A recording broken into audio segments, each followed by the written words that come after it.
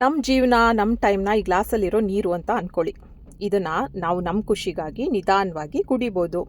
ಇಲ್ಲ ಬೇರೆಯವ್ರಿಗೆ ಸಹಾಯ ಮಾಡೋದಕ್ಕೂ ಉಪಯೋಗಿಸ್ಕೊಳ್ಬೋದು. ಇಲ್ಲ ನಮಗಿಷ್ಟ ಆದವ್ರ ಜೊತೆ ಜ್ಯೂಸ್ ಮಾಡ್ಕೊಂಡಾದ್ರೂ ಕುಡಿಬೋದು.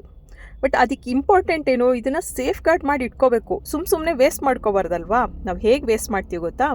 ನಮ್ಮ ಸುತ್ತಮುತ್ತ ಇರೋ ಜನರು ಏನಿಷ್ಟು ಕಪ್ಪಗಾಗಿದ್ಯಾ? ಇನ್ನೂ ಮದುವೆ ಆಗಿಲ್ವಾ? ಮದುವೆ ಆಗಿ ಇಷ್ಟು ವರ್ಷ ಆದರೂ ಮಕ್ಕಳಾಗಿಲ್ವಾ? ಇಷ್ಟೊಂದು ದಪ್ಪ ಆಗ್ಬಿಟ್ಟಿದ್ಯಾ? ಬಿಳಿ ಕೂದಲು ಬೇರೆ ಬಂದಿದೆ. ನಿಮ್ಮದೇ ಅಂತ ಸ್ವಂತ ಮನೆ ಇಲ್ವಾ? ಈ ಎಲ್ಲ ಮಾತುಗಳ ಬಗ್ಗೆ ನಿಮ್ಮ ಫೋಕಸ್ ಇದ್ದರೆ ನಿಮ್ಮ ಪ್ರೆಷಿಯಸ್ ಟೈಮ್ ಹಾಗೂ ಜೀವನ ಹಿಂಗೆ ಖಾಲಿ ಆಗೋಗುತ್ತೆ. ಆಮೇಲೆ ಬೇಜಾರು ಮಾಡ್ಕೊಂಡ್ರೆ ವಾಪಸ್ ಸಿಗಲ್ಲ ಅಲ್ವಾ? ನೀವೇನಾದರೂ ನಿಮ್ಮ ಜೀವನದ ಬಗ್ಗೆ ಮಾತ್ರ ಫೋಕಸ್ ಮಾಡಿಕೊಂಡು ಬೇರೆ ಯಾರೇನು ಹೇಳಿದ್ರು ಡಿಸ್ಟ್ರಾಕ್ಟ್ ಆಗಿಲ್ಲ ಅಂದರೆ ನಿಮ್ಮ ಅಮೂಲ್ಯವಾದ ಸಮಯ ಹಾಗೂ ಜೀವನ ಅನ್ನೆಸೆಸರಿಯಾಗಿ ವೇಸ್ಟ್ ಆಗೋದಿಲ್ಲ.